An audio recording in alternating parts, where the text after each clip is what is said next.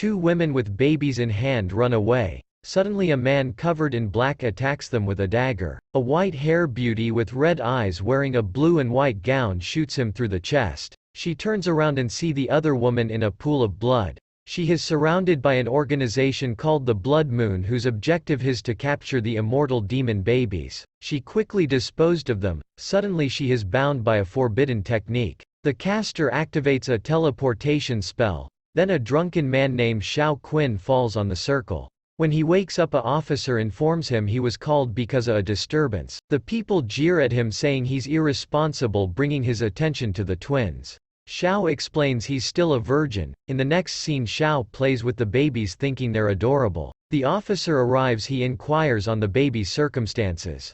The officer explains they'll be sent to an orphanage. The babies begin to cry as if knowing the meaning of the word. The officer confessed he doesn't know how to handle babies.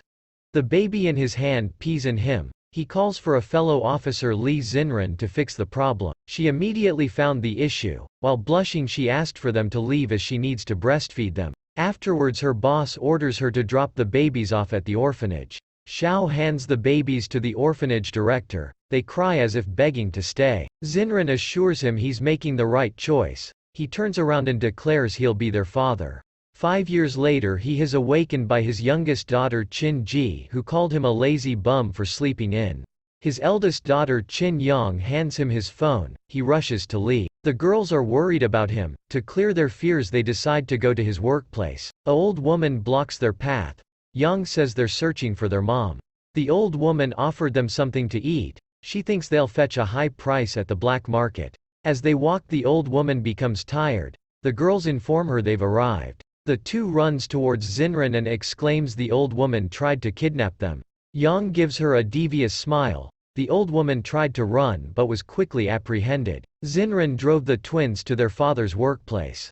In the boss's office, Shao gets scolded by his boss Qixing for posting illegal content on their webpage through a bug. Shao claims it wasn't there before. Li Heian suggests he be fired for his incompetence. The twins arrived and plead with Qixing, saying if daddy gets fired they'll starve. Her heart softens. She gives Shao a day to fix the bug. In the next scene, Ji overhears the plans of Heian that revealed he created the bug. She bumps into him, then hands him his phone while apologizing. Surprisingly, he's not bothered. Little did he know the person on the other end of the call was swapped with Qixing. Meanwhile, Shao struggles to solve the problem. Yang wishes him good luck, then he suddenly felt a burst of energy and could understand the problems effortlessly. Meanwhile, Hai Yang is informed that the bugs have been fixed. He rushed to his office to sabotage the company, however he's been blocked from the server. He hits his desk in frustration, not understanding what's happening. Suddenly Qixing appears and informs him he's fired. Hai Yang claimed this is unjustified, he's always been loyal to the company. She responds if sending her to Mo's bed is his form of loyalty. Hai Yang is puzzled by how she could have found out. She shows him a recording of his failed sabotage. He leaves the company with a vengeance to crush her on a bed. Later on, Shao walks with his daughters. He carries Yang, who is holding his bag. Ji pouts that Yang is receiving special treatment. Realizing his daughter is upset, he picks her up and carried both of them. Ji kissed him affectionately in the cheeks, saying he's the best. They arrive home and find Xinren sleeping on the couch while drooling. Shao wakes her. Qin Lan expressed the fact that she wanted to cook for them. However, Shao looks at the time, then exclaims it's too late. They decide to eat at a porridge stall. Inside the stall, they see Senior Qixing being beaten by a gang called the Viper Gang. A red hair, who we'll call Baka Boy, says if she spends the night with them he'll let her off. Shao, seeing his senior in danger, yells for them to stop. They stare at him and Xinren helps her get up. Baka Boy approaches Xinren with his non-existent riz. Xinren shatters his family jewels in one kick, destroying his future generations. Baka Boy accumulated his strength and yells capture them. She gives an attacker a high kick. A bald man attacks her from behind with an iron pole. She disarms him in a matter of seconds. The Viper Gang utilize a strategic retreat to gather reinforcement to end them. They sit at a dining table.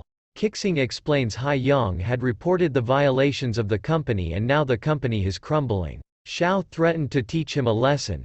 Qixing quickly diffuses his anger. After drinking too much, Qixing decides to leave first and rest. Xinran pities Qixing, then asked Xiao to assist her to the best of his ability. His daughters do the same. Xiao reveals he's been planning for a while and with the current situation will be able to pull Qixing into it. Later on they walk the streets at night. There they are intercepted by the Viper Gang who have returned for revenge. The Viper Gang surround them. Xinran informs Xiao she has contacted her comrades and to remain strong. The Viper Gang attack with the intention to cripple them. A blue-hair guy swings a iron baton. Xinran intercepted the attack then gave him a punch that sent him flying. A bald man attacks her and has given a kick to the chin that knocks him out. Meanwhile Xiao grips a iron baton ready to protect his daughters, who stand behind him worried for his safety.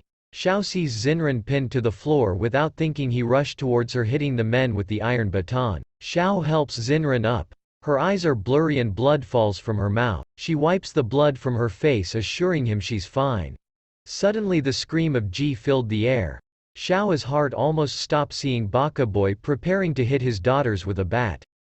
What a evil bastard! Xiao runs towards them. Xiao embraces his daughters, taking the full force of the bat. Someone give this man a reward. His daughters beg him to let go or else he'll die. Xiao bravely states he won't let go, he'll protect them always.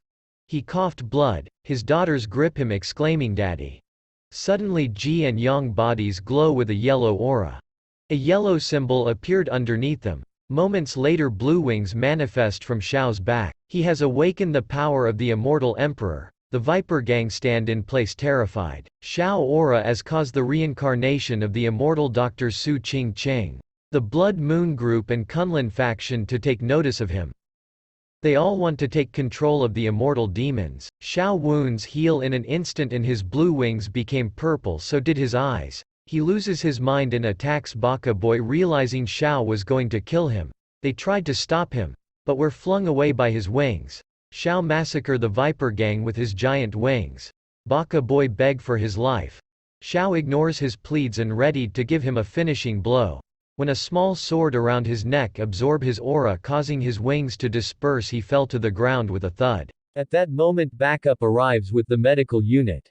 They take the wounded and arrested the criminals. Shinran Heart is in pain seeing the injured Xiao.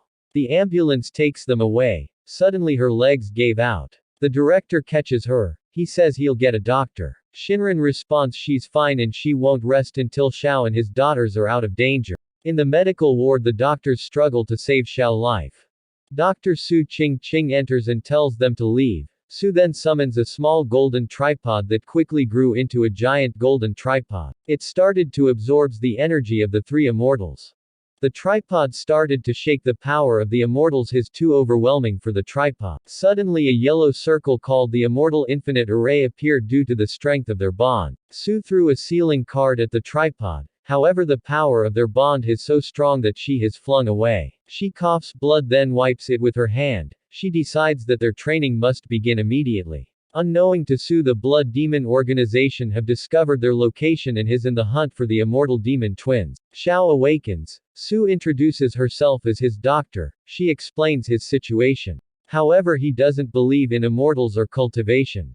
Then his daughters appeared. He prepares to take them home and states even if what she said was true, he just wants to be happy with his daughters. Sadly, life is a cruel mistress.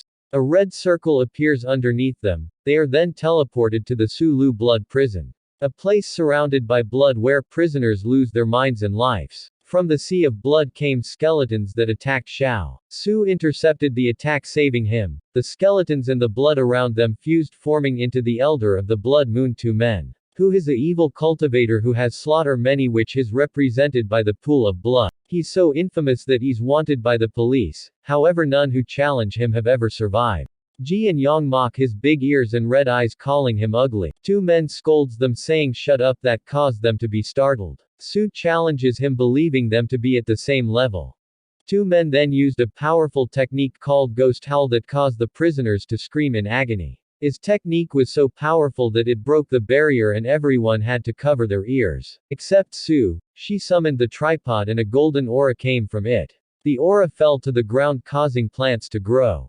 Countless bubbles came from the plants. The plants bloom into cherry blossoms as the leaves pass them by. It dispelled two men technique.